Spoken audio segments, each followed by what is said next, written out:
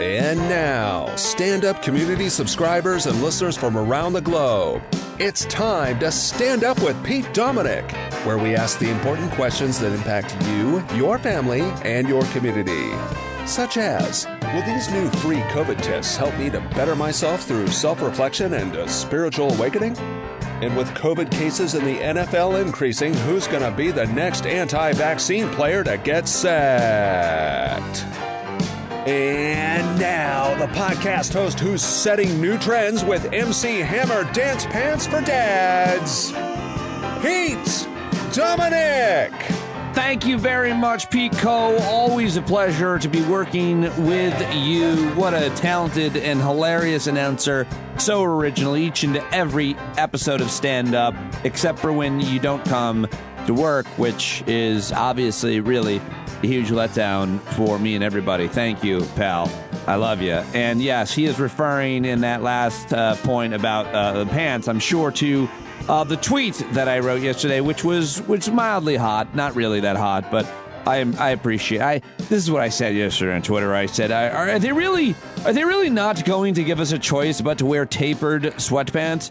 I think they look silly, and I don't want to have to jam my foot through the elastic. I don't like the tapered sweatpants, casual pants, whatever you want to call them."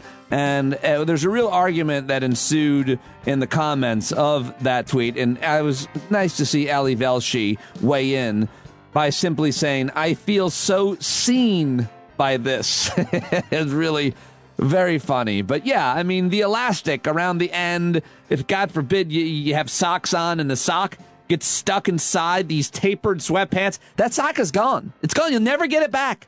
It's impossible. I hate these pants. I hate the way they look. And everywhere I go, it's all I can find. And I just want some traditional sweatpants that are loose around the ankle. Why is that so much to ask? Why do we have to reinvent the sweatpant? I really don't think it's important. Anyway, now that I'm done ranting about that, well, folks, it's Monday, and I've got a great show for you today. Maura Quint is back for Maura Mondays, and former federal prosecutor Glenn Kirschner joins me to talk about some latest legal analysis of his that he's been doing. And I've got a bunch of news to share with you in the last 24 and news dump, so I hope you had a great weekend. I did. Val went into New York City with Ava to see a Broadway show in the middle or just before the storm started. They timed it perfectly. They went in Friday night, stayed in a hotel, watched the show Saturday, and I picked them up at the train station when the storm was over. Worked out perfect.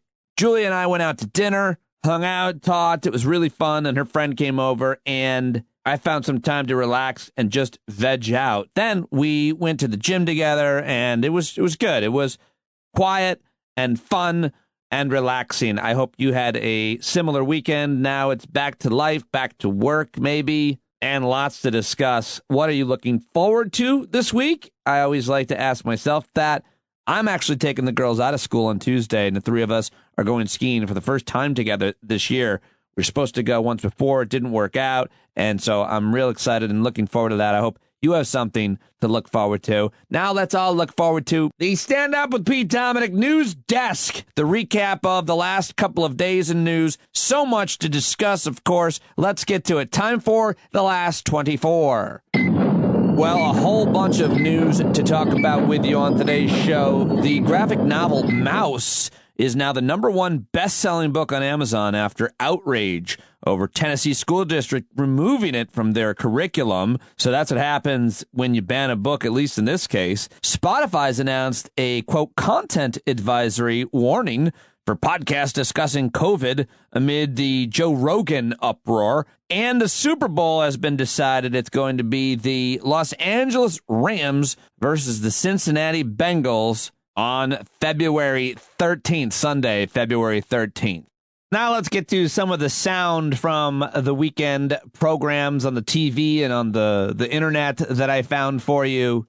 Let's start with a laugh. The boys over at the Weekend Update on Saturday Night Live, they were live with host Willem Dafoe. Here's Colin Jost. Well, the stock market is plummeting, and there's a threat of a land war in Europe. So it looks like Democrats were right. Joe Biden is the next FDR.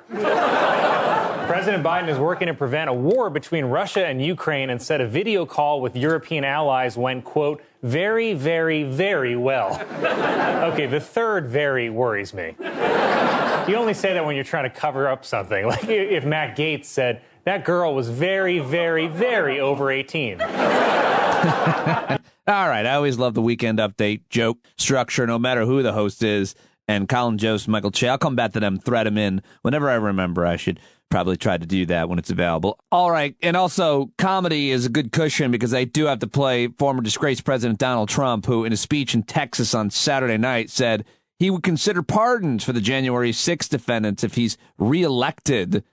He also urged supporters to stage protests if prosecutors in Atlanta and New York took action against them, setting the stage for some really terrible potential violence. And lots of commentary on the Sunday shows about that Saturday night speech. Also talked with Glenn Kirschner about it. So I've got to play a couple clips. I'm sorry I've got to do this to you, but you do have to hear this, I think, to understand the context and the danger that this madman continues to pose us. We can't deny it. So many people have been asking me about it.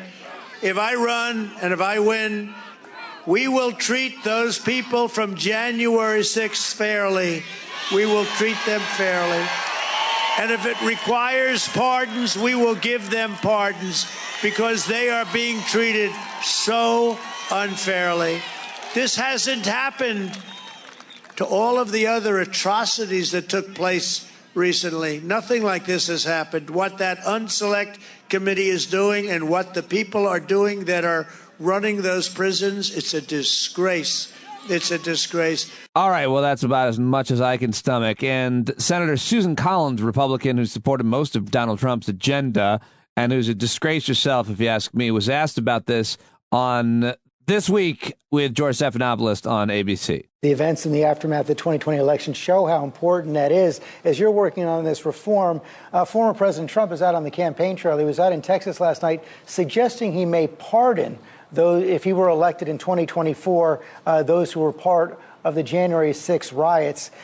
Given that, can you imagine any circumstances where you could support his election in 2024? Well, we're a long ways from 2024, but let me say this. I do not think President Trump should have made that pledge to do pardons. We should let the judicial process proceed. You say we're a long way away from... January 6th was a dark day in our history. And it was, and you voted to convict President Trump as well. Why can't you rule out supporting him in 2024?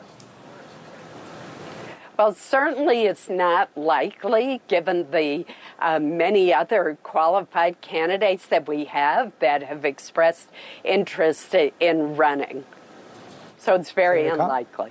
I mean, it's just such a bizarre answer. Everybody was making fun of her for the same kind of spineless criticisms and so on. But I feel like the most important point is she already voted that Trump should be legally barred from ever being president again.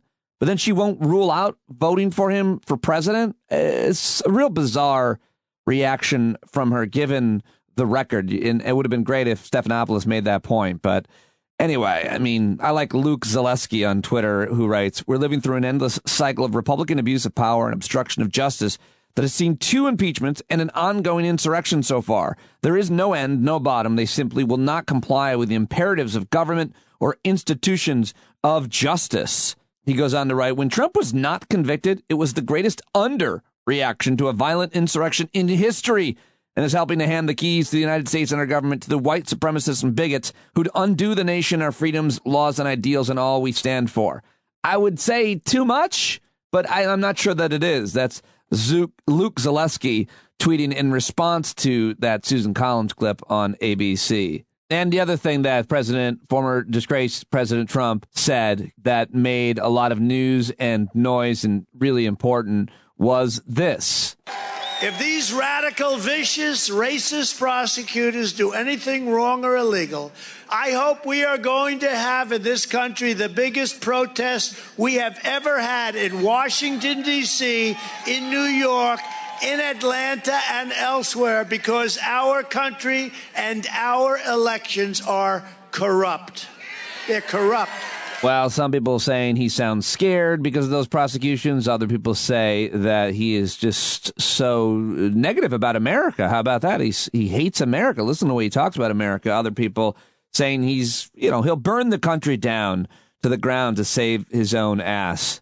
And I talk about this at length with Glenn Kirschner, but I think that speech was very important because of the race war that he is continuing to try to incite. I mean, he is being very blatant about it at this point. Over the weekend, I tweeted, so I've done a lot of deep research. I'm being sarcastic here. You don't need deep research to figure this out. I've done a lot of deep research on the new strategy being implemented by the right from the national level, Trump, and right into your own town and mine. It's this. White people are the victims of discrimination, and it's black people who are racist. He's talking about the prosecutors in both New York and Atlanta who are both black prosecutors. And that is the narrative that he has continued to seed the ground with. And that is what we need to be ready to react to and cognizant of and not look away from, because it's coming to your backyard. Literally, it's coming to your backyard. I'm going to bring it there. We're going to have a barbecue. It'll be fun, and then it's going to get really crazy. All right, let me play this for you. I like this interview that my friend Dino Badala did for Salon, not for SiriusXM. He also works at Salon. He's the king of all media, Dino Badala. He was talking to Congressman Jamie Raskin about the timeline and strategy of the January 6th Select Committee. I thought this was important and interesting and informative, so I wanted to share this good work with Dean, and always love Congressman Raskin. I saw the January 6th Committee. You're going to have public hearings coming up at some point this year. I'm not sure if there's any schedule that we don't know about, or is there a time frame? And is there any sense of what we might expect to see, like the type of witnesses that you might put on in these public hearings? Well, I'd hoped it would happen in March, I think, because of all the obstruction and roadblocks thrown up by the entourage right around Donald Trump. Mark Meadows, who's kind of doing the hokey pokey, 1 foot in, 1 foot out, Steve Bannon, Roger Stone. It's going to be later in the spring, April or May, more likely. But, I think these could be the most important hearings in American history. I mean, certainly up there with the Watergate hearings. I hope that we will do them during prime time. I hope we will see them every single day so we can tell a complete story to the American people about how this took place. It's obviously enormously complex, but people are following it closely. And again, the vast majority of Americans reject it. And the vast majority of Americans who we've approached as witnesses have testified. So most people, including people who participated, are cooperating, and they understand that they've got, not just a legal obligation, but a civic obligation to help us figure out what happened. And it's only when you get right to that kind of bullseye core right around Donald Trump and his innermost confidants that people think they're somehow above the law and can just give the finger to the U.S. Congress. So the way you envision it wouldn't be like you had the first hearings we saw were with the Capitol Police, and that was months ago. So this would be more lining up a bunch of nights in a row as opposed to one hearing and then coming back 3 weeks later and having another. Yeah, it would not be episodic. We want to tell the whole story. We will, I felt very strongly that we go to the police officers first. That was my great frustration about the Senate trial, that we weren't able to have them come and tell the story of what had happened. And we wanted to shock the public into remembrance of what this was about. I mean, this was a violent assault on American democracy, a riot surrounding an insurrection, surrounding a coup. And it was our officers who stood between us and losing it all. So there were a lot of heroes on that day, and we can't forget who those heroes were. There you go. Jamie Raskin with Dino Badala at salon.com. I thought that was interesting, so I wanted to share that with you as well. All right, what else do I have in the grab bag of sound? Okay, here is on Fox News, Dana Perino, former Bush spokeswoman. She asks the spokesman for the Defense Department, former Navy Admiral, I think, John Kirby, about wokeism in the military, which I just have to play for you. Also, just more back here, focusing on some criticism in the U.S. military that that perhaps there's too much of a leftward tilt or a wokeness in our military when we face really determined adversaries, committed adversaries in China, Russia, Iran, who maybe don't have those same kind of pressures. How do you respond to those criticisms? Well, it depends on what they are, but I think a lot of it, quite frankly, is driving a stake through a straw man here. This argument of wokeness in the military. I was in the military for 30 years, and I can tell you things like diversity and inclusion, that makes us a better military because it brings to the fore in the decision making, operational decision making that we conduct, better ideas, more unique perspectives, somebody else's lived experiences, which might actually make us smarter on the battlefield. So I mean, those kinds of arguments, I think are ridiculous because we are a stronger military because of our diversity and because we represent all Americans just like we defend all Americans. Such a ridiculous question. I mean, really, it's generated from questions about gay people serving openly and women serving in combat and so on. And these are issues, of course, that foreign nations haven't really had to deal with, at least in many cases, from Russia to Israel, with women serving. It's all just so preposterous that he even had to answer that question. But how else would you generate controversy to drive ratings and make money? All right. Now I want to shift to, I got two clips for you on Russia, Ukraine. And this is the ambassador, the undersecretary for political affairs over at the State Department. Her name is Victoria Nuland. She's a widely respected woman, and she appeared on Face the Nation on CBS to talk with Margaret Brennan about how the Biden administration is working with Congress on legislation that would impose sanctions on Russia. It appears that the Senate is also nearing a bipartisan agreement on a package of sanctions, some of which would hit Russia now, some post-invasion. The administration has wanted to wait and hold on to sanctions as leverage. Will the president veto this bill? I mean, what would the impact be? We are working intensively with the Congress on this piece of legislation. We expect will be very well aligned with what we are also building with our NATO allies and partners. I would say that one of the strengths of U.S. policy vis-a-vis Ukraine going back some 30 years, but particularly in this instance, has been that we've had a really strong bipartisan approach to supporting Ukraine. We've had members of Congress out there regularly over the last couple of weeks. But with regard to this package of sanctions, deterrence is best when there's a little bit of strategic ambiguity around exactly what we are going to do. Mm-hmm. So we've said financial measures, we've said export controls, we've said new sanctions on Russian elites. But if we put them on the table now, then Russia will be able to start mitigating, and that doesn't make any sense to us. All right, well, Victoria Nuland is not going to negotiate the terms of anything on television. That's always, I think, probably a smart tactic, but I still thought that was interesting. And also on CBS Face the Nation, they had the Ukrainian ambassador to the U.S., Oksana Markarova, who I thought sounded, I thought this was also very informative and helpful to hear from her on CBS's Face the Nation. You told me before you think a cyber attack will precede any military action. What exactly are you preparing for? Because the U.S. is warning this could have global impact. Well, in addition to military attacks, we experience it since 2014, and especially now, Russia engages in cyber attacks or all kinds of hybrid war. Cyber, disinformation, all kinds of information campaigns. Recently, a couple of weeks ago, a number of Ukrainian ministries have been attacked and defaced.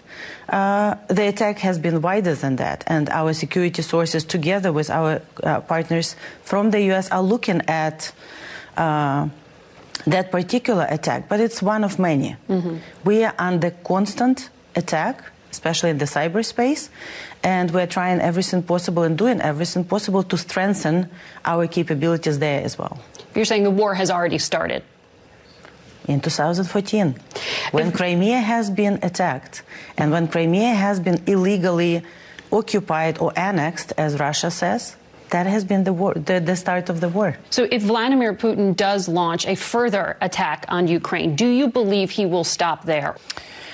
Well, the reason why Putin attacked us is not because he wants Ukraine or only Ukraine. The reason he attacked us is because we have chosen to be a democracy and we have the Euro-Atlantic and European aspirations. So it's an attack on democracy, And I believe nobody is safe if Ukraine will be attacked. We do not want to be part of the Soviet Union or the Russian Empire or the Russian Federation. We want to be sovereign, we are sovereign, and we are fighting for our independence. And if Ukraine will be further attacked by Russia, of course they will not stop after Ukraine. So that's why it's in the interest of Europe and all democratic world to help us to defend ourselves, but also to show that the international rule of law still works. All right. Well, I think it's always important to hear from foreign leaders and what their interests are, of course, and the public that's involved here, both in Ukraine and Russia.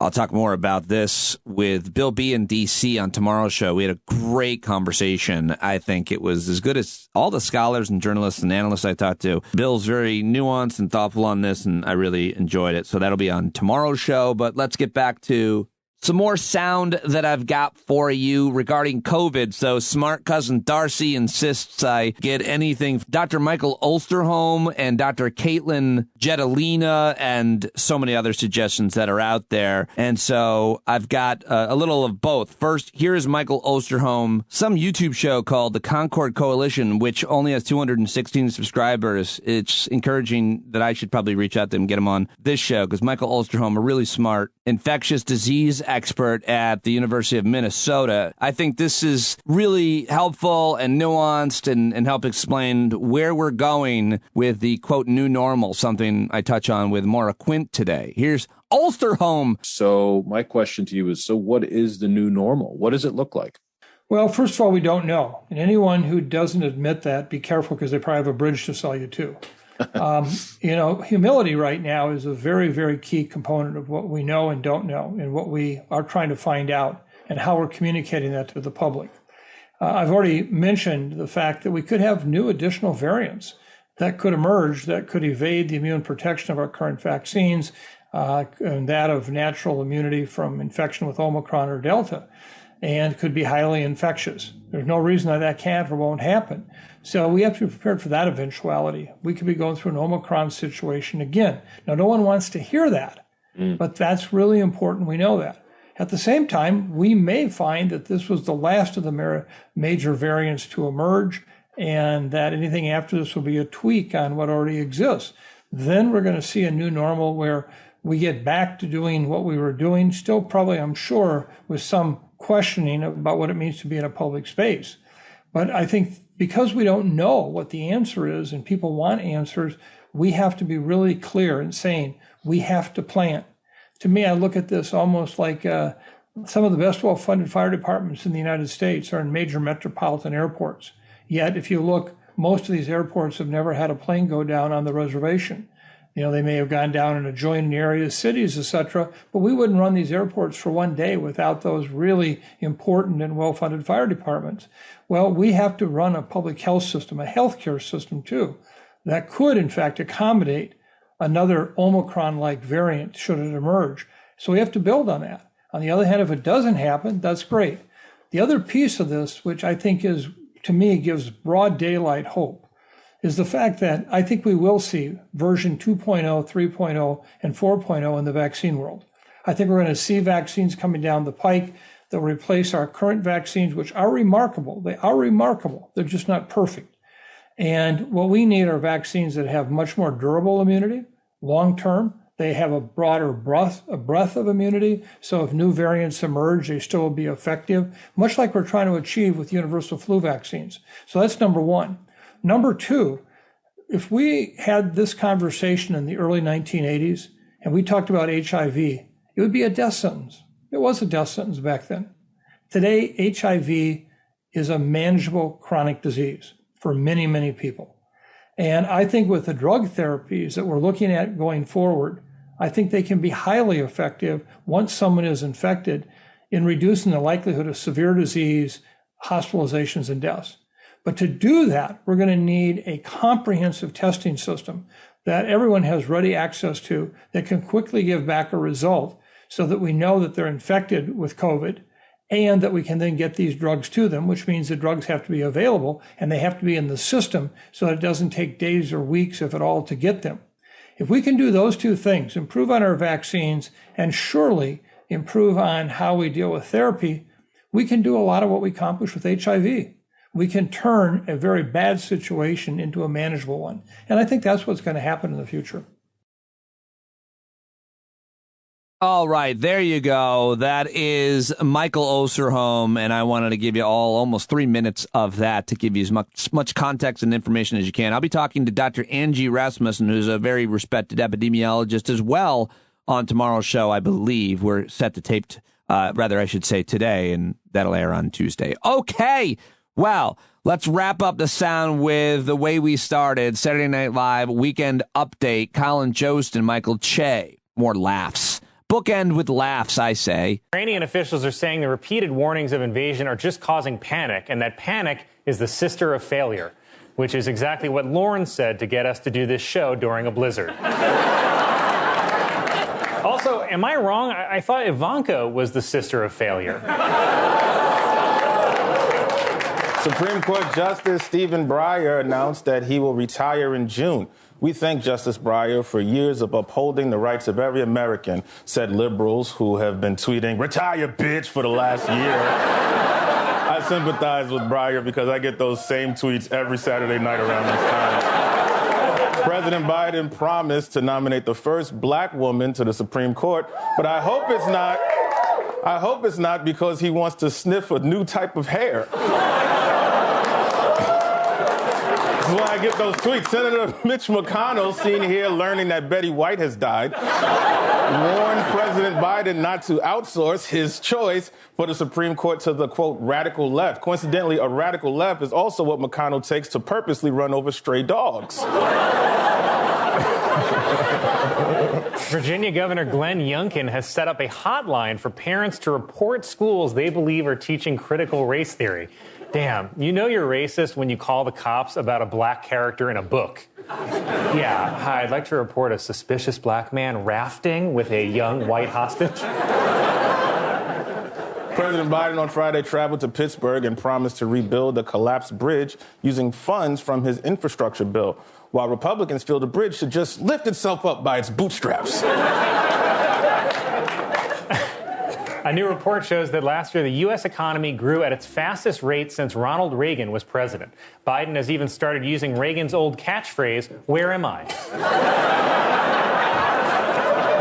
It's good. All right, well, there you go. I thought those were great jokes. I really like that.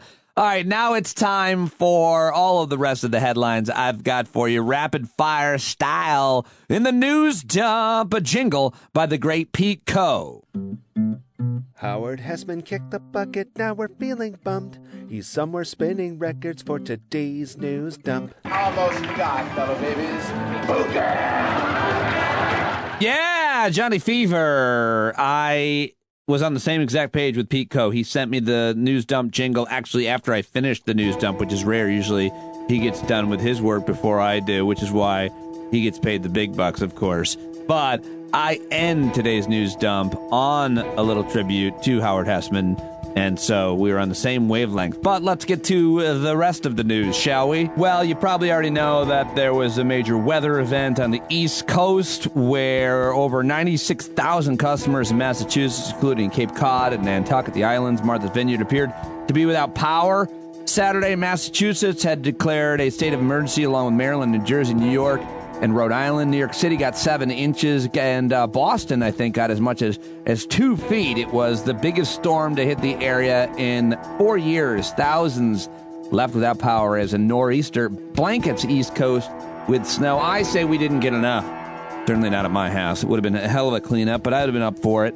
We only got about 4 inches, and I took good care of it, like the man that I am. Very manly and masculine the way I cleared out the driveway and walkways, including right out here to the shed. All right, well, let's get past the weather and on to some more stories. I thought this was a crazy headline. Dozens of guns among items stolen from cargo trains in L.A. There's been all these thefts of trains, cargo trains in Los Angeles County over the past few weeks and I guess months, and authorities are saying dozens of handguns and shotguns were among items stolen by thieves who raided cargo containers aboard trains near downtown Los Angeles for months. So that's a terrible story. More guns on the street. North Korea has tested a long-range missile, their first one since 2017. They fired what appears to be the most powerful missile it's tested since President Joe Biden took office. It's really all they do is just keep firing missiles over and over. They just keep testing their missiles. It's like every time he gets an erection, he launches a missile just to show everybody he's got them. It's all psychological, bizarre, and wildly dangerous. But at least we're containing him somehow, right? Texas grid operator is warning electricity demand could near records during this upcoming cold snap. So all our friends down there in Texas thinking about you guys. 11 have been hospitalized after carbon monoxide poisoning at a Ohio hotel. The Columbus Dispatch reporting that a Hampton Inn, there was carbon monoxide poisoning in the pool area. And, I mean, that might be your fault for swimming in the pool at a Hampton Inn, but many of us don't have any choice, okay?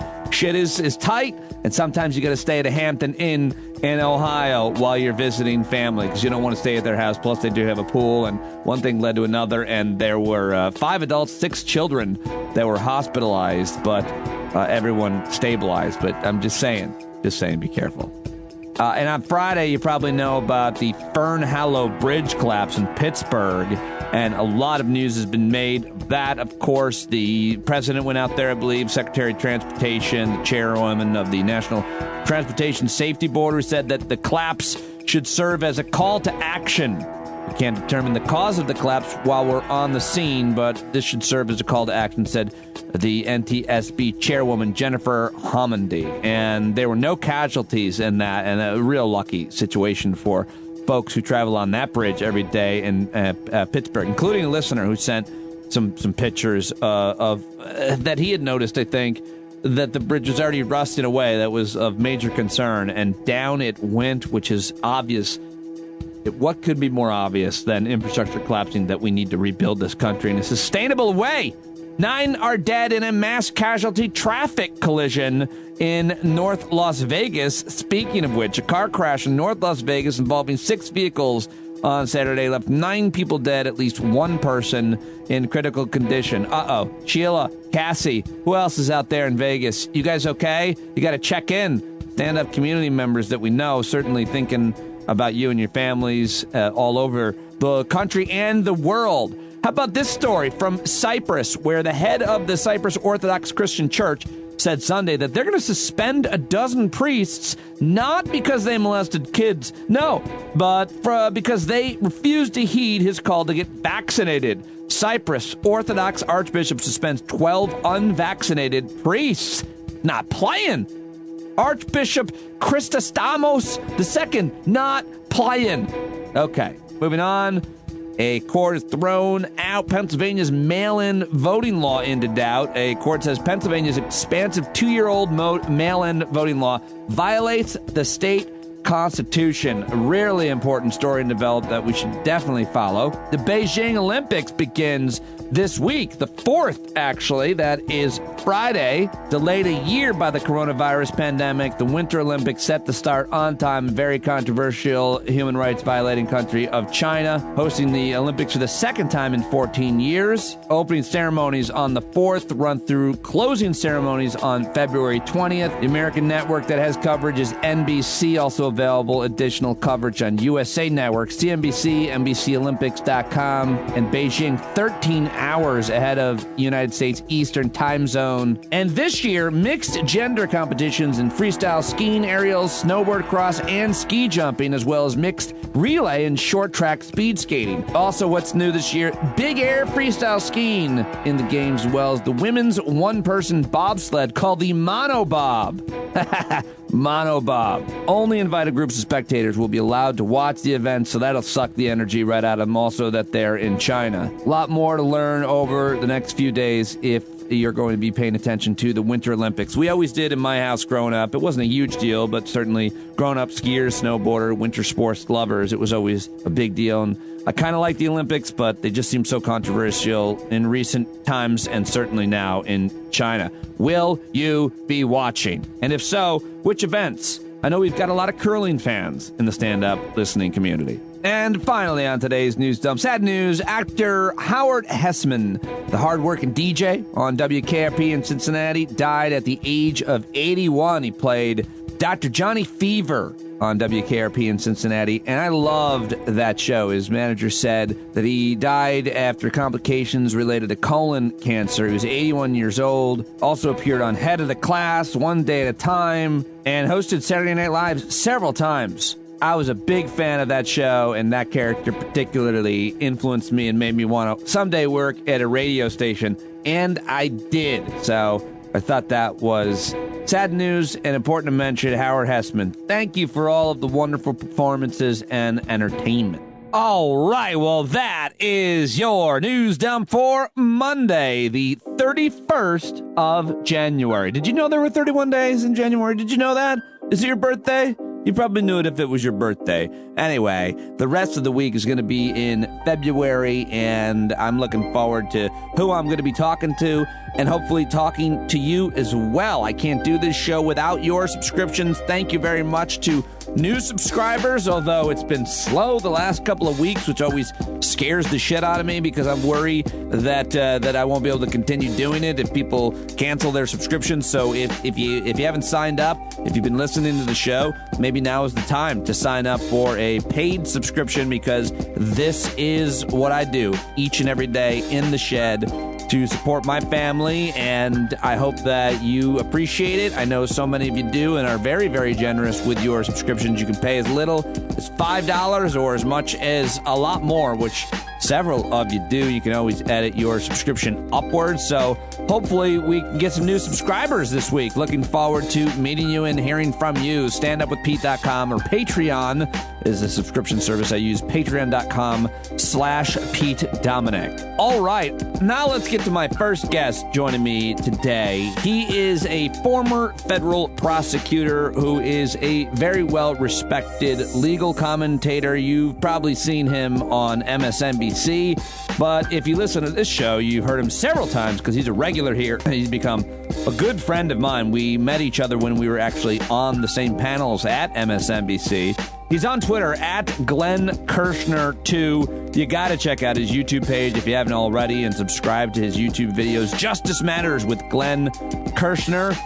That's youtube.com/Glenn Kirschner 2. And he is also on Patreon. You can support him there. The guy is absolutely killing it with this stuff. And I'm so glad that he joins me to take my questions. Always love talking to him. We caught up. We had a great conversation about several things outside of just legal issues, like how we started, losing our hair, what it means to be tough, and so much more. Let's get to it right now.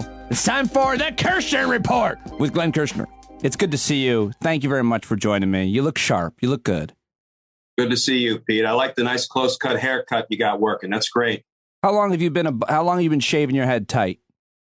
1997. Oh, wow. Wow. Yeah. And you take good care of your scalp skin in terms of the sun and stuff? I try. You know, I've had plenty of skin cancer scares, Mohs, surgery times too. So I try to slather up and keep everything protected, you know? And during these cold months, what's the heat situation in your home? Do you wear a knit cap around like I do? I don't. No, we keep it at right about 70 degrees, and that's comfortable. That's interesting because last time I saw you in person, it was cold out, and you didn't wear a hat, and I thought that was really manly and masculine and strong, and I was really impressed by that. I was very attracted to you for that reason. Let's call it what it is. Stupid. I mean, I'm thrilled to hear you were attracted to me as I am to you. But no, it was just plain old stupidity. Well, you were cold then. You were, in fact, cold. You just didn't have a hat. I'm not a hat guy. I don't know what it is. Yeah. You know, when I was in the Army, you have to have that cover on all the time when you're outside. After I left the Army, it's just, I don't know. I've never really been a hat guy. Well, you are a legal guy. How about that for a pivot into some of the issues we're going to talk about? How's it going? I mean, you've been cranking out the videos. Just real quick, just an update on your work. You just continue to daily crank out videos. Have you made any major changes? What are you hearing from your regular viewers? You know, I'm sticking with the formula. Yeah. I'm not really branching out. I'm occasionally doing an interview if there's somebody I really want to interview. I did little Stephen Vanzant the other day. And, you know, Stephen is a justice fighter through and through. Yeah. Always has been. That's run through all of his music, his solo albums. And, of course, He did Artists Against Apartheid, getting after apartheid in South Africa.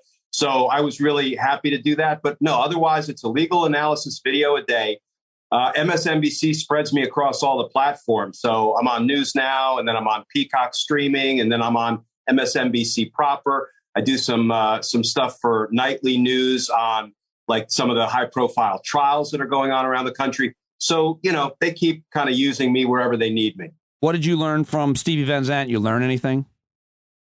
I learned that he thinks it may be hopeless, that we may be slouching toward the end of our democracy. I don't know that I agree with him completely, but he's very smart.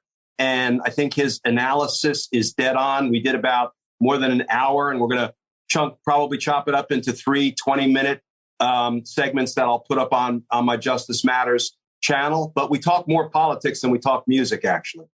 Can you talk music? I'm a music junkie, dude. Oh, I didn't realize that.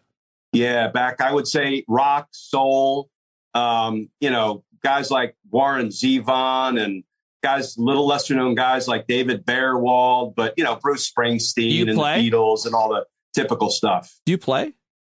No, I wish I did. I played the trumpet as a kid, but I keep telling myself in my retirement, I'm going to pick up a guitar and learn.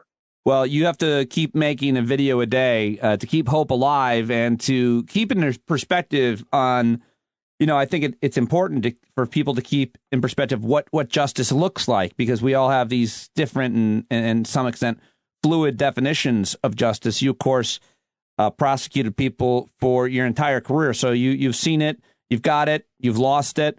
And so I just wanted to, before I get into some of the recent legal cases that you're covering and been doing videos about, which are all great, I just caught up on everything. But I just did want to get your take. What do you think of Joe Biden saying in the campaign that if he got the opportunity, he would nominate a black woman to be a Supreme Court justice? And he has now got the opportunity, and he's reiterated, doubled down, that he's going to do that. Do you think that's there are a lot of people making arguments that's affirmative action? Did you read Paul Butler's piece about this?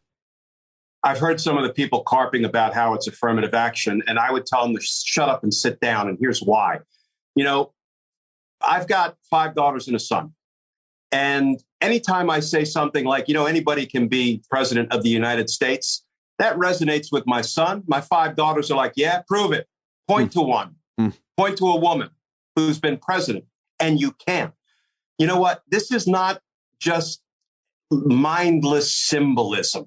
Can I tell a quick story that I think drives home the point of how it actually gives people hope when, African Americans are in positions of power in our nation?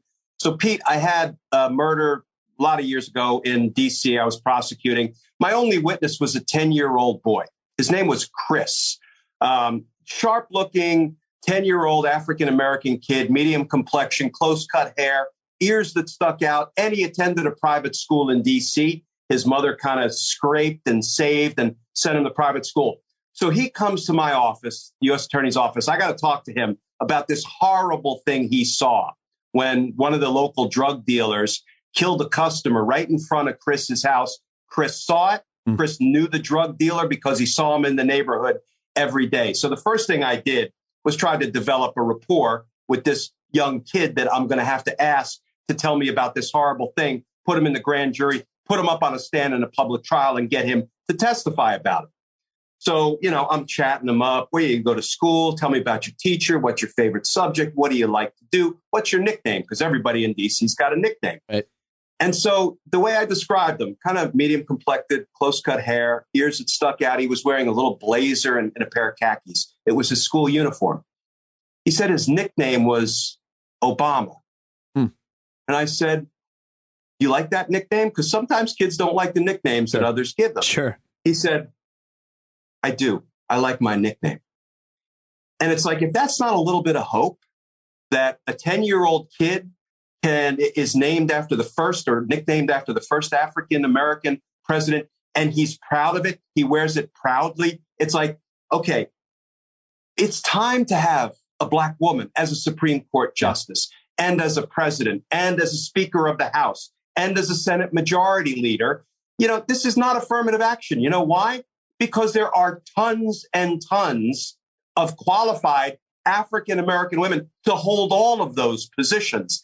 and it has the added benefit of instilling a little bit of flippin' hope in our nation and in our minority communities. Yeah. So I am all for it. Oh, I think it's a really important story that you share, anecdote that you share, and it's a great way to illustrate your argument as to why a black woman will be great. But, it just a bit then following up, the fact that it's just a swap, meaning it's a liberal for a liberal, and it doesn't change the balance on the court. Your reaction to what that means? Yeah, well, why do you think Lindsey Graham just came out in favor of it? Because he knew he wasn't giving anything away, and he knew it wouldn't cause Trump to pull out whatever dossier he has against Lindsey. So, there was no downside for Lindsey Graham to jump on that and say, I think it's a good thing. But you're right, Pete, it's not altering the balance. It's not earth shattering. What would alter the balance literally is if we would up the number of Supreme Court justices to at least 13, to at least correspond to the 13 federal judicial districts as our population has grown, as the federal court caseloads have grown. We need to add justices, not just because it will help neutralize the BS ideological garbage that we've had to put up with for the last 4 or 5 years. Yeah, that's for sure. But no hope in sight to, really change the makeup of the court. And yet it would seem you want to probably rush this through because more than a few people have made the point, Glenn, that you've got some very old Democratic senators. Let's get this done before we lose one. People, by the way, saying that pretty loudly, I think. And I don't think it's a terrible concern. Senator Pat Leahy or any of the number of other Democrats, Dianne Feinstein. I mean, we got to get this going. Yeah. And we really only have 48 Democrats when you get right down to it. You got to write off Manchin and Sinema in so many ways. Yeah. But as you said, there'll probably be Republicans that will vote. Probably a lot of people are saying it'll go through. All right. Let me ask you about some of the issues that you've been talking about over on your YouTube channel and everywhere else, because they're so important in terms of the prosecution of Trump and former administration members. A lot of developments as of recently, but I haven't seen too much, or maybe I have missed it on the Georgia case against Trump, where we have an audio tape. It sounds like Nixon. He's calling up, I just need like 12,314 votes. Can you give me that? You just got to find them. You got to look around. You got to move some things and find them. We heard the tape. We know that's a crime. You've been talking about this. It does seem like that case is moving. Do you think Donald Trump's going to be indicted by that Georgia investigator? Yes. So, moving on, I want to know the exact. Listen, I want to know the exact. They impaneled the special grand jury. What I don't understand, Pete, is why it took so long. As you say, we've got the entire crime. We've got the act and the corrupt intent articulated on a recorded a telephone call. So I don't understand why any of this takes so long. You can only dot your I's so many times. You can triple cross your T's. But I still maintain no prosecutor wants to be the first one to jump out there and indict a former president. Everybody's going to want to be the second one. But right now we're treading water because I think everybody's afraid to be the first one because those are that's the one who's going to, get the white hot glare of media attention and world attention. And now, courtesy of Donald Trump's hate rally in Texas yesterday, they're also going to get massive protests. And he said, by the way, I'm going to pardon the J6 defendants. That's a not so subtle signal that when I get prosecuted and you mob up in Atlanta or in New York to protest my being prosecuted, you get a little out of control. I got you once I'm back in office, right? So it's a dangerous game he's playing. But at some point, the prosecutors have to stand up and call his bluff and indict him for his crimes and let the chips fall. You think the evidence satisfies the legal requirements in that case, in that investigation to bring a case? I mean, it seems like a tough one still, even with all the evidence. No, you only need probable cause to indict. You need proof beyond a reasonable doubt to convict. That is the mother of all evidentiary burdens. That recorded phone call proves everything. And you know what? This is a trial where you say, all you got to do is press play for the jury. And then you make the arguments. And a jury, as long as you can select a fair and impartial jury, and that's going to be a challenge. But I think the American system is up to the task. They're going to hold Donald Trump accountable for those crimes. They're going to. This other really important case that we've been learning a lot more about recently that has to do with forged documents. is really important. January 6th committee are subpoenaing Trump supporters involved in this bogus elector scheme. You've made really thorough videos and talked a lot about this. This seems like, and I've always thought as a communicator and a media person, that what matters most is that the public can understand a complex financial or legal issue. And in this case, this one seems to be fairly easy to understand here. Do you want to try to explain it, or should I read something about it? The forged I electors? leave it up to you. I'm happy to jump in, or if you want to lead in with something. The forged electors, I just lost my document, so now you have to do it. Forged. Yeah, so here we go. Yeah. There are electors from each state that are duly designated to cast the electoral college votes for their state for the winner, the person who won the popular vote in their state. All of the states did this. They had legitimately appointed electors that sent their certificates to Washington, D.C. to be unsealed and counted, right?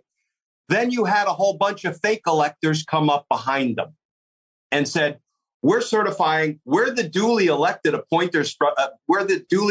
electors from this state, and we're casting our votes for Donald Trump, contrary to the popular vote in our state. That's a little thing we call a fraud. And when you mail, they use the U.S. mails, knuckleheads that they are, to mail these fraudulent elector certificates to both Congress and to the National Archives. I could run through a list of federal crimes, and I'm happy to do that if you want, that were violated. But here's an easy one, Pete. Mail fraud. Because when you use the U.S. mails as part of a scheme to defraud, which this inarguably was, you just committed a 20-year federal felony. Pete, these people aren't strong. 14 of the 59 were just subpoenaed. Yeah. Right? If they're smart, they're going to plead their Fifth Amendment right against self-incrimination, go the way of John Eastman and Roger Stone and some of the others. But I suspect some of them are going to flip because these are actually easy crimes to prove. As you say, it's not hard to grasp the concept of you signing your true name, your government name, as we say, to a fraudulent elector certificate, right? Some of them are going to flip. They're going to work their way up. I understand all of these things take time, but, you know, the Department of Justice needs to get its justice on, right? They really need to begin moving out on some significant criminal charges and work their way up the criminal food chain, because you've got midterms coming and you've got another presidential election coming. And if we don't wrestle this to the ground now and hold these folks accountable, you know, I have a piece that's going up on MSNBC Daily, I think later today or tomorrow morning. And the title, which is pretty provocative, is Will DOJ be Donald Trump's running mate in 2024? Because if DOJ does not indict him, then you might as well campaign with Merrick Garland under your arm and say, Donald Trump will say, if I had done anything wrong, anything criminal, you know, the Department of Justice would have indicted me. It hasn't. Therefore, they have co-signed as lawful and legitimate everything I've done. We can't let that happen. Just to be clear, this case of the fraudulent electors is what the Department of Justice is looking at, which is why we got news from Lisa Monaco, who I guess exclusively talked to CNN about this, basically confirming that there was an investigation, which is not something that they're supposed to do or that they normally do. Why would they do it? So much speculation about this, Glenn. But let me give you some on that front, and then I'm going to take it back. Okay. Yeah. Now, and I know Lisa Monaco. I interviewed her when she applied to be a federal prosecutor in my office 100 years ago. She's dynamite. I trust her. I respect her. She's honest. She's a straight shooter. But it wasn't really all that much of a revelation that she stepped to the camera and said, we're investigating. You know why? Because the attorneys general, you know, Dana Nessel from Michigan and Attorney General Balderas from New Mexico had already gone on record and said, we referred the fraudulent electors to the Department of Justice for criminal investigation. So DOJ ordinarily doesn't step to the mic and say we're investigating, but they kind of had to, and they weren't giving anything up. They weren't divulging anything because state attorneys general had already told us that. So I'm going to give it to her because she said it, And it's good that she said we're investigating, but I'm going to take it back because it really didn't tell us anything we didn't already know. And last question I wanted to ask you was just about, you talked about knowing someone, and I forget which office now. I'm taking notes in my head while I'm listening to your latest YouTube, or one of them, about a Catherine Recrazio. Kate, who is this person? So what is she in charge of, and why do you have so much faith in her in this case? So we brought her to the Homicide Section when I was chief of homicide. I tried Kate's first murder trial with her. And she is the lead federal prosecutor on the seditious conspiracy case against Elmer Rhodes and the other 10 Oath Keepers. And that gives me enormous comfort and confidence because Kate Riccozzi is a public servant's public servant. She's as strong as they come, as honorable as they come, and she's fearless. I will say, Pete, and I wasn't allowed to say this when I was chief of homicide, my female prosecutors, homicide prosecutors, were my strongest prosecutors, running away, hands down.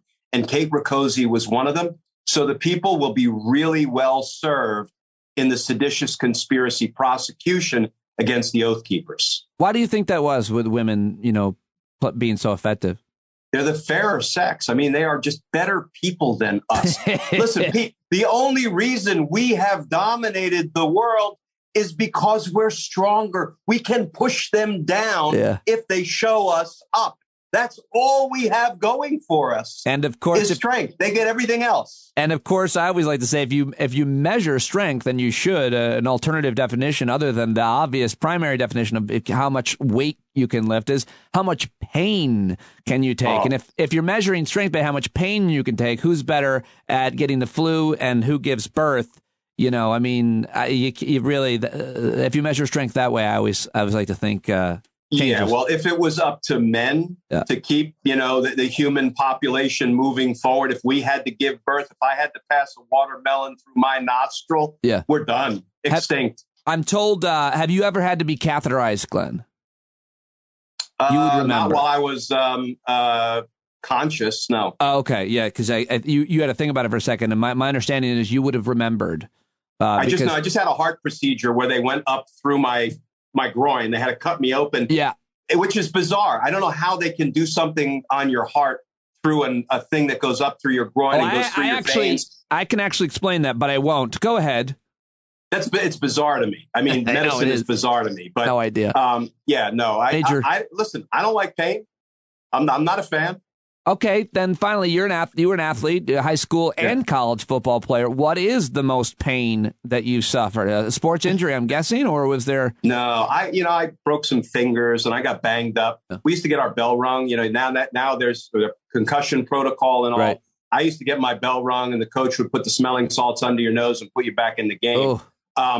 So the worst pain I ever experienced was during my aforementioned Mohs surgery, when they had basically cut one of my ears off, damn near cut one of my ears off. Ooh. And then they were cauterizing it and they neglected to numb me up. Yeah. And I had a bolt of lightning that went from my ear out my heel. At least that's what it felt like. That was the most painful experience. And I said, Doc, if you do that again, I'm going to have to hit you. I can't take another one of those lightning bolts.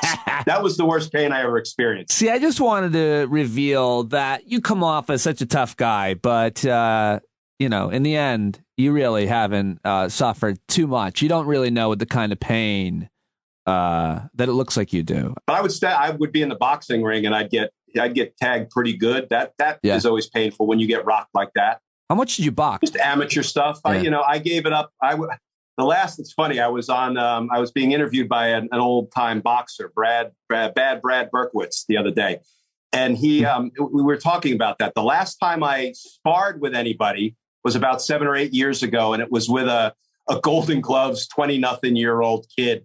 And it was like sparring with a mosquito. He was so fast. I couldn't even what are you see thinking? Him. And he hit me a few times. I'm like, you know what? I'm good. I think I'm done. I'm good. I think I'm in my 60s. I'm done, right? Seriously. Is there any video of that? There's some video of me training, but not getting my butt whooped. Well, I smell some a subscriber exclusive content for your Patreon subscribers. Let's see, Glenn. Or you should get back in the ring. I'll hold the focus mitts for you. I'm good at that. Let's do it. Let's do it, brother. Glenn Kirschner, always a pleasure. Thank you very much for joining me. Great talking to you, Pete. All right, there he goes, Glenn Kirschner. Go subscribe to his YouTube channel, Justice Matters, and on Twitter and on Patreon, and let him know on Twitter that you heard him here. Always matters that justice matters and that you heard it here mattering. Okay, well, thank you. Always love those conversations with Glenn Kirschner. Too long since I talked to him. But now it's also too long since I talked to Maura Quint, because I hate missing a week. We have become really good friends and have great chats, and we tape them, and we work things out together on Sunday nights, and we look at some of the things in our lives, we look at some of the things in the world that we're all experiencing, and we almost always have a lot of laughs, as we did on today's show. Listen all the way to the end. I highly recommend that you listen to the end of the conversation, which was really funny. Love Maura. She's on Twitter at Behind Your Back, and of course she is a very talented writer, and she's been published in all the major media, all the places where respected humorists write, from The New Yorker to The Onion to McSweeney's and more. And her day job is working at Americans for Tax Fairness, where she is their campaign chief. She's also the co-founder of Tax the Rich, so always good to talk to her about economic and tax policy issues and everything else. It's time to get to the hilarious, the brilliant, and always thoughtful Maura Quint, and a great jingle coming your way by Pete Coe. When regressive taxation has gone too far and your Bloody Mary's just not up to par, it's Maura Monday. Yes, well, we missed her last week. It was my fault. I was inundated, but I've got her back, and it's always great to kick off your week with Maura Quint. Hello, my friend. I missed you. Hi, I missed you too. It was like last week didn't even exist. I know. If you don't do the Sunday talk Monday podcast, it really seems as if time stopped. I don't get out of bed for the entire rest of the week, and it's a problem. Actually, if you could talk to my boss, I'd appreciate that. You got it. Explain what went down. Thank you. Hey, I know you just came from a cast party, and I'd love to know what's going on. What show are you in? Oh, I was not in anything. I came from a very small, reduced 10-year-old cast party because my 5th grader was just in his first play ever. He was in The Wizard of Oz, and they just did their last show this afternoon, and so he was able to have a couple of kids over to hang out. Very nice. It was crazy. How many performances? What you make it sound like they had like a month-long run. They had a 4-show run. Wow. Every show was basically sold out. Wow. It's hardcore. Hardcore here. Was he excited? Was he excited at being cast as the Tin Man? And do you worry that obviously that's going to stick with him the rest of his life? He'll always have been the Tin Man. And what are the takeaways here? Here's my problem. My son is a very nice young man. Thank God. Like, I don't know that it has anything to do with me, and he's a nice looking kid. He's fairly athletic. He does well in school. Like, he has a lot of just annoying natural gifts, and I was kind of excited when he decided he was going to like go out for the play, because he'd never shown any interest in that before. And I was like, okay, I was like a theater kid, like a desperate theater kid, and so I was like, good, he should get some of that desperation and like sadness and heartbreak in him that comes with being in theater. And he was like, yeah, I kind of want to be the Tin Man because it's the closest to a robot. That was his reasoning behind it. And I was like, oh, cool, dude. Like, I support you. Yeah, great. Go out for that. Sounds great. And then he got cast as the Tin Man. And I was like, wait a second. Yeah. Too much has been handed to you. Right. You are getting far too much. Right. You are going to be James Spader in an 80s movie. Like, this is not going great. Like, you need some adversity, kid. Yeah. You got to have some stuff's got to happen. I think you're absolutely right. I wanted to be an actor. I knew it in like 9th grade. I went out for the first play since I made that decision. It was Our Town with Thornton Wilder. Is that right? And I forget the main character's name, but it was this guy, and I was sure it'd be me. I got cast as a town drunk. Right. Two like, lines. that's how it's supposed to go down. You're supposed to be like, this is what I want. And you like put all your hopes and dreams in it. And then you're supposed to get chorus, like back row. Like that's, yes.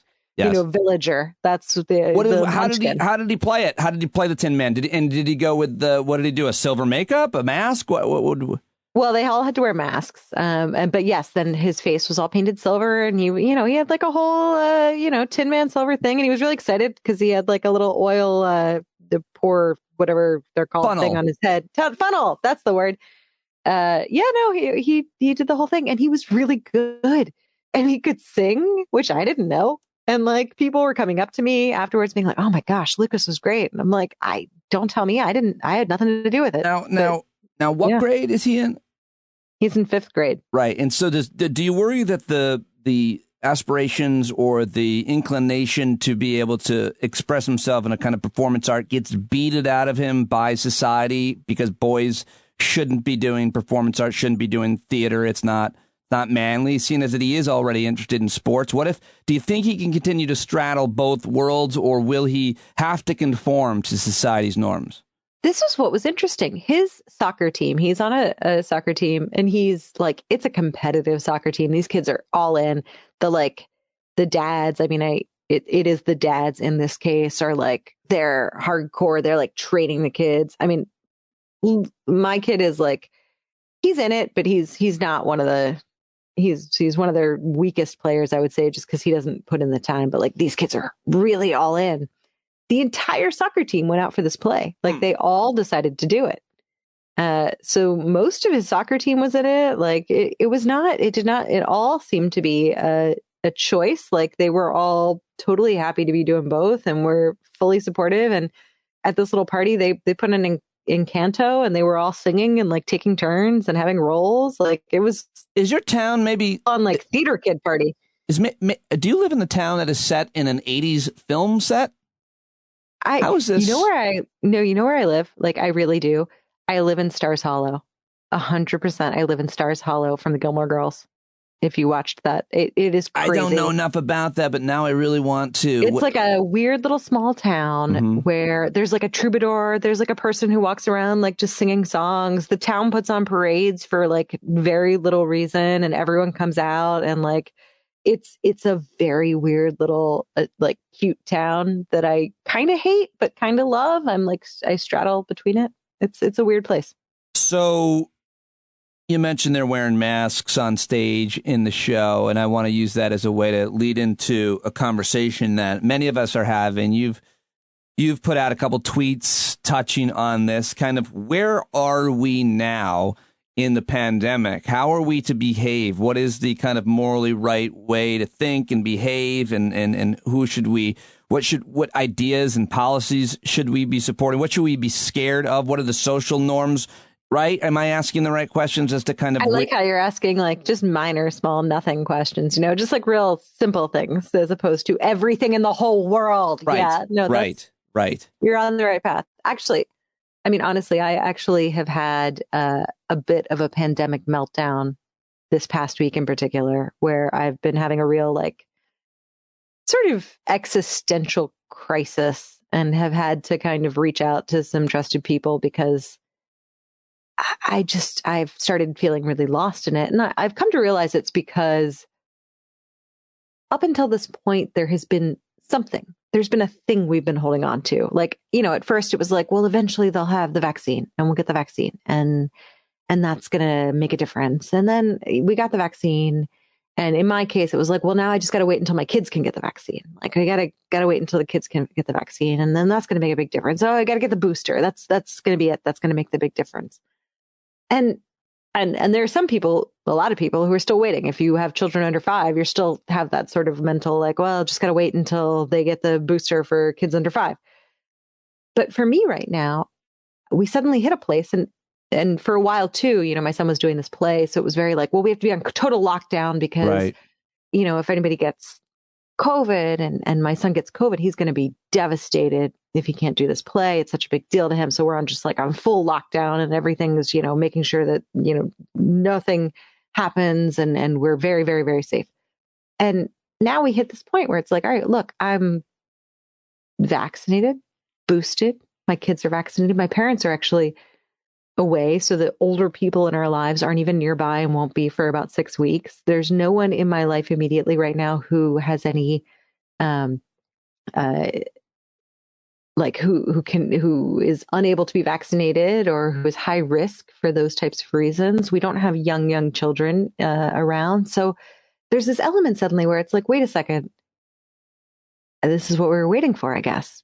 But now we have these variants, and, you know, just because we don't have anyone around us who's not, or who's high risk, doesn't mean everyone else doesn't. So, and now it becomes, there's nothing coming from above. We don't have any sort of like grand planned nationally. And now it's sort of all for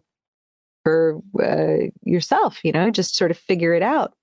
And that's daunting. And I don't know what the end point is anymore. It's not like there's a place where I'm like, well, when this happens, it'll be back to normal. Now it's just kind of like, wait, is this just it? Do we just live with this now? Like, do we never go back to the trampoline place because my kids, you know, like they can't bounce around with masks on. Yeah. So we just don't do that anymore?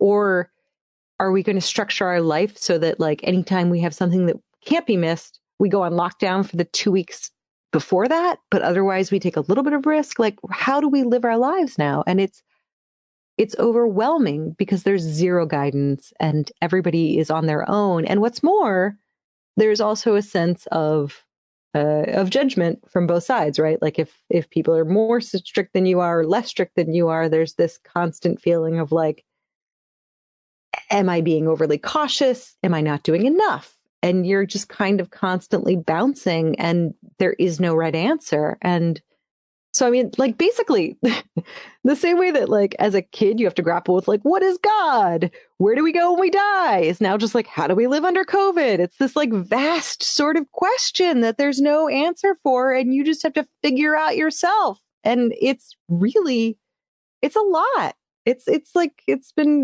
really getting to me lately. Well, it's also why I love to have you on the show, because you're so good at it, kind of, I think, explaining and being vulnerable enough to explain so well, and often as just were in a very entertaining way, about emotions and complex feelings and confusion that we're all currently feeling. I mean, that's what we're in. I don't know what this phase is called, or that it needs to be called something. And I think that we do construct our lives around kind of deadlines. And when this happens, I'll be happy again, or I'll be healthy again, right, or I can change back. My daughter and I were talking about this today, and she said, when are things going to return to normal? And I just asked her, what does it seem like?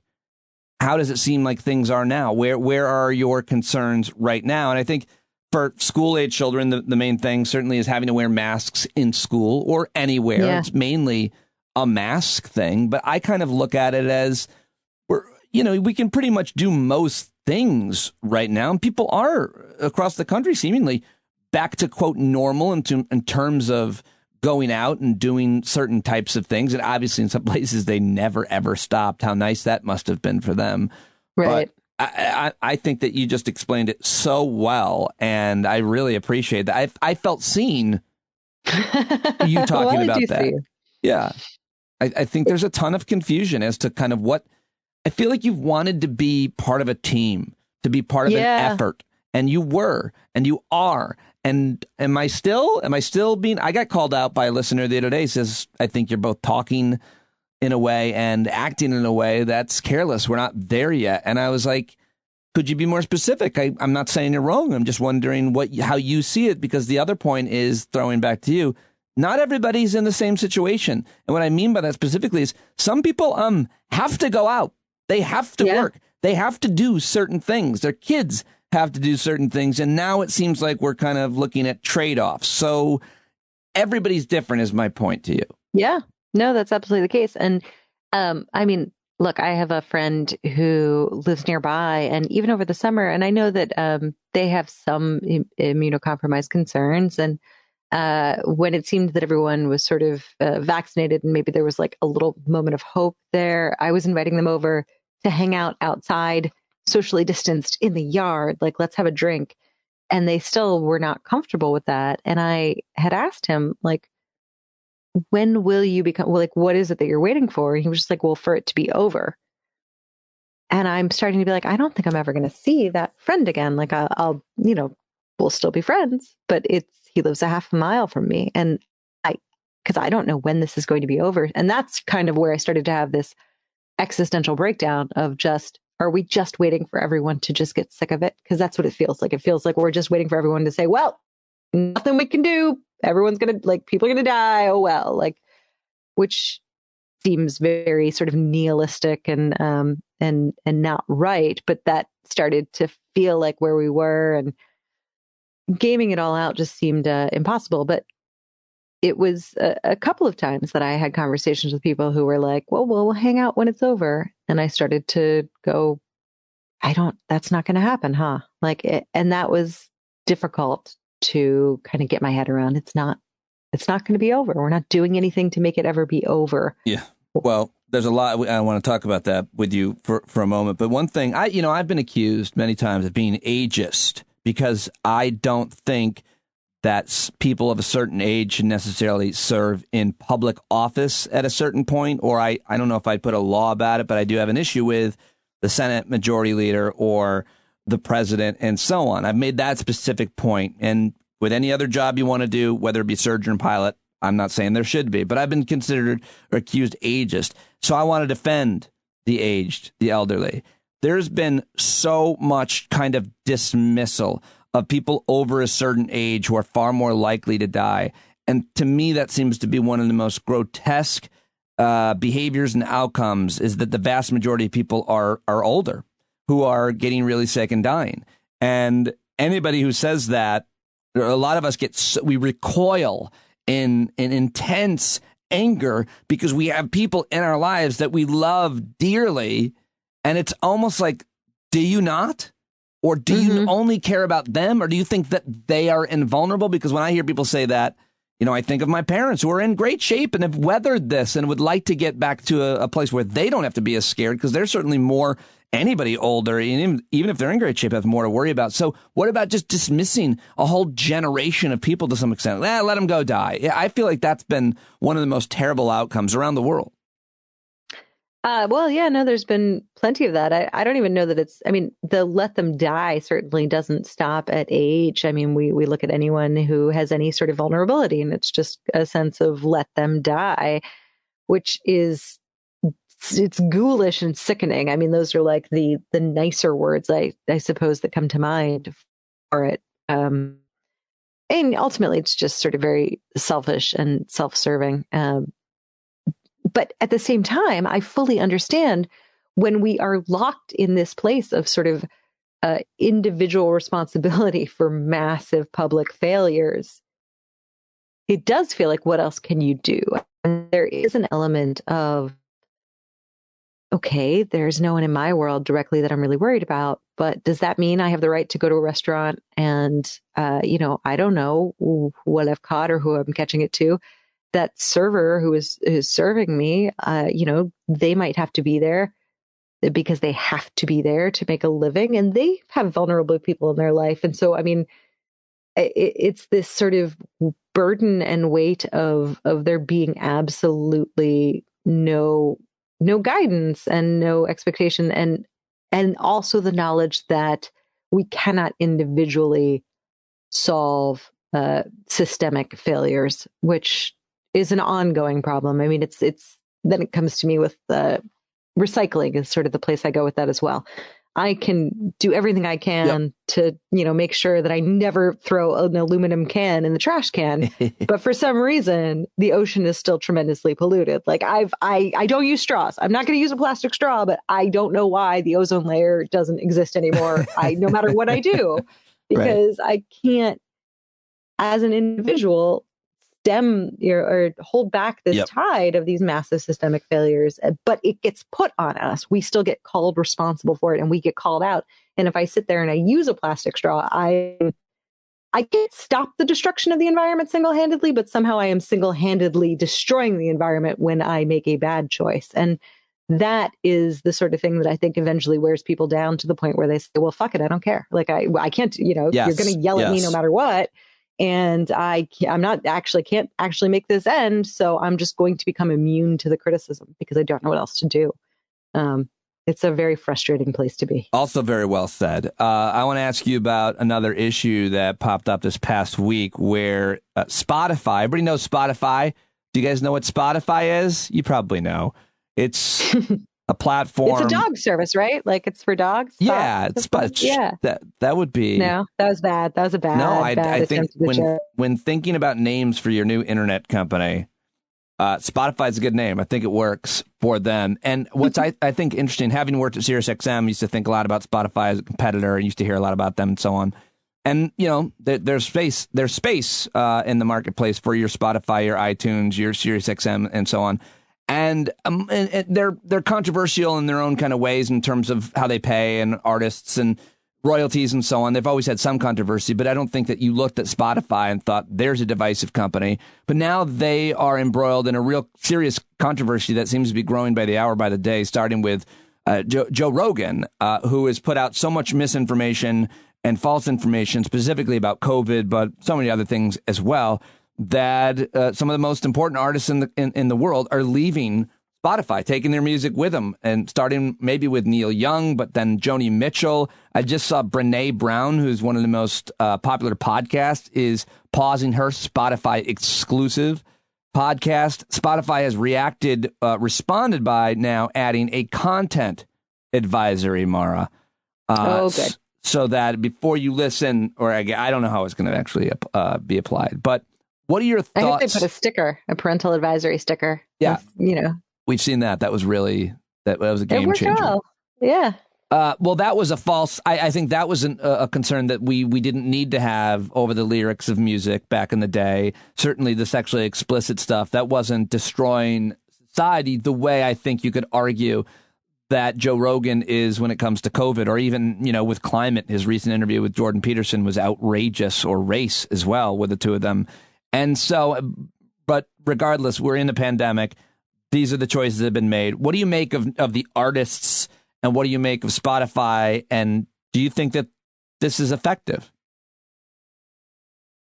So again, I think the idea of any time we're looking at sort of individual solutions for these massive problems, I think it can be noble. And if it's really well organized, it can be effective. But to take it on yourself to be like, well, if you don't delete your Spotify, you are single-handedly holding up a COVID misinformation, like that to me is not necessarily the case.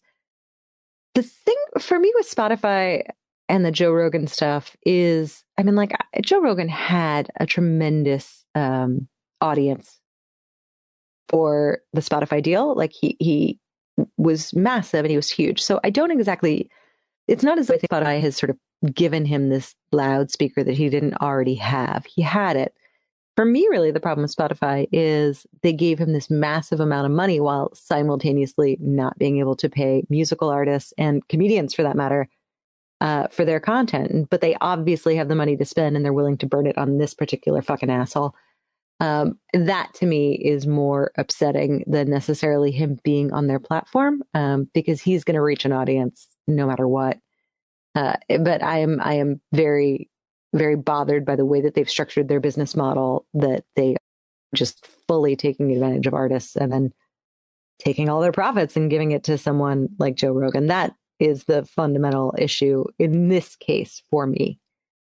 Yeah. I don't know. Maybe that's not I know that's not necessarily the popular way of viewing it, but that's where I ended up on that one. Do you think that the if Spotify were to get rid of Joe Rogan, what message would that send? Some people might argue that book banning only makes the book sell more, which was the case with, what is his name, Spiegelman's A Mouse this week. They started banning this book about the Holocaust, and it's now the number one graphic novel or something like that. That's always a question worth discussing and debating, I suppose.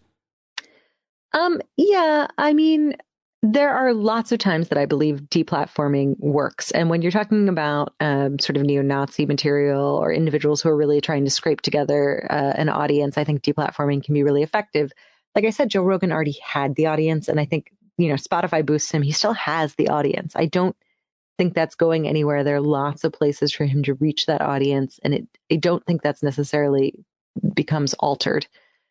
If everyone banded together, if there was sort of a mass deplatforming, that could be interesting, but I still don't necessarily see it being extremely effective here in this case. Joe Rogan is a tricky one. I'm not entirely sure how to go about the Joe Rogan problem, as it were, because, the primary issue is who he chooses to have on his show and the way that he chooses to give individuals. And he's really taken a particular turn where he really wants to give a louder voice to individuals who are putting out really sketchy and outright wrong information. But I'm not entirely sure how to go about that. And I think there are a lot of people like studying it that are smarter than I am on this one, but I don't know that it's necessarily Spotify booting him. I mean, don't get me wrong.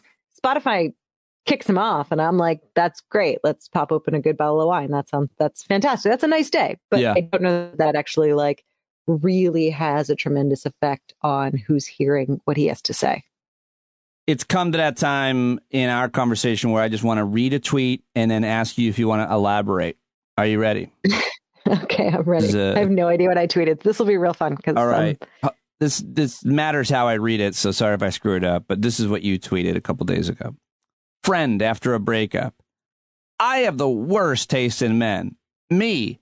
Did you fall in love with an actual child who had magic fortune tellered himself into a grown-up body at a fair? Because if not, actually, you have the second worst taste in men. That is hilarious. Can you elaborate? I don't think I can. I mean, I think that pretty much speaks for himself. What do you want there? I mean, like, there's one person who really, really screwed it up. Her radar was way off, like when you're picking someone, a lot of people, they pick the wrong thing. She really picked the wrong thing. Don't pick a child trapped in a man's body. You should have figured that one out. Also, this one. A lot of things changed for me when I realized that while dogs may naturally like kind people, they like people who often drop food a lot more. And then another one is, let he who is without sin throw the first stone. I'm sorry. No, that one is unrelated. That's your pinned tweet. You also wrote, I'm sorry. Do animals naturally like you, or are you just a messy eater? Do you want to elaborate on the two tweets about animals and eating? Sure. This was a revelation because I had been told multiple times by people in my family, they were always like, oh, dogs just love you. And then they kept telling me, like, dogs love your dad. They just love your dad. And I was like, well, why? They love my dad and they love me, but they don't love other people. And then I watched my dad cook one day and I was like, oh, they're like following him around like crazy because he loves to cook. He's in the kitchen all the time and he's just an absolute mess. So it's just like slaps going everywhere. He's just chopping up bacon and half the bacon is falling on the floor. Yeah, if I were a dog, I'd be like, this is my favorite person. Oh my God, this is the dude. I'm going to be around this guy no matter what. Like, he puts food in his mouth and like 2/3 of it falls out because he's telling a story at the same time. Like, I would never leave his side. And then I was like, oh shit, that's probably me too. That's what's happening here. I don't know why I thought that I was just, a Snow White who was just like the animals were, they're Cinderella dressing me or something. Like, no, they were just like, oh, they're not actually putting on my dress. They're just picking the crumbs off me from the night before. That is a hilarious. That's also why I keep treats in my pockets at all times. And everybody wonders why the dog fouls me. But yeah, I would follow you too. I'd be like, what's that? Hey, what you got in your pocket there, Pete? Is that the way to your heart, by the way? Or are you just happy to see me? What is the treat that a potential person courting Maura would need to have in their pocket to have that direct line to you to really? If you pulled a taco out of your pocket, I'd just be like, "Hey, hi, what's your name? How's it going?" Tacos. You gonna eat that? Tacos is the answer. Yeah. The taco is the answer. Absolutely. Have a taco. Some messy. I was not expecting taco. Is that some cojito or is that some lint? I don't care. I don't know. I know there's a lot of guys who like you here from the show. And so don't be surprised if at some point. Pocket tacos? That's hard to say. Pocket taco. Pocket taco man comes up to me like, hey. I think I heard. If you pulled up, I'm like, that's the element where they're just like, don't get into a van with someone offering you candy. And I would never. If someone pulled up and they're like, here's a Milky Way, I'd be like, you move along. I know your deal. You go on now. But if someone pulled up and they're like, hey, I got a taco back here, I'd be like, where? Let me see. Let me get it in the van and just look for this taco that you told me is there. I'll wait for a while. Do I need to look under something? Just keep telling me. Do you think you'd be disappointed by the quality of the taco, or is it just the... I don't care. All right. Well, now that we know that, I mean, we have to end there. We can't get... That's such a strong closer. Thank you very much, Maura, for joining me. That was awesome. Thank you. Stand up. All right. Well, there you go. Maura Quint. You know, she and I have really become great dance partners, and it's wonderful. She reminds me a lot of working with Chris Osselt back at SiriusXM, where I felt like this trust that I could just toss up a softball or set up a tee, and she was going to knock it out of the park every time. It didn't matter what I say. It's this improv, this wit and wisdom that she has. And so I love that. I love talking to her and dancing and going back and forth. It's always great. And her perspective on things is so honest and vulnerable and thoughtful. So let her know you heard her. She always appreciates the tweets. She sees all of them at Behind Your Back. If you're not on Twitter, go join just to say thank you to the stand-up guests and especially to her. Well, that is all I've got for you here on Monday, the last day of January. As we head into February, I am so happy that I'm heading into it with you. Thank you very much for listening and supporting. If you haven't signed up for a paid subscription today, then do it now. StandUpWithPete.com, StandUpWithPete.com, or Patreon.com/PeteDominic. You can find out how to do it there and check out the sponsors of the show in the show links. You can always learn more.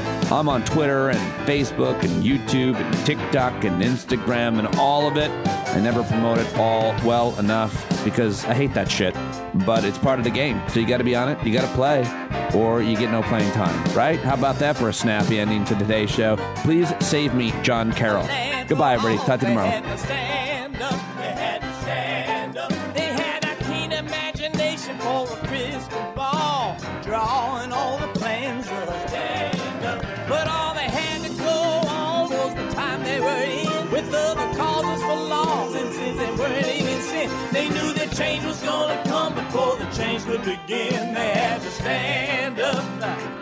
All right, they had to stand up. We got to stand up. We got to look the devil square in the eye. We gotta let him know it's his time to go and make it clear when all we hear is a lie. Why you lying awake wondering where the money all went? It'll be the cost of freedom that'll go unspent. You can see him flee the scene of that experiment if you stand up.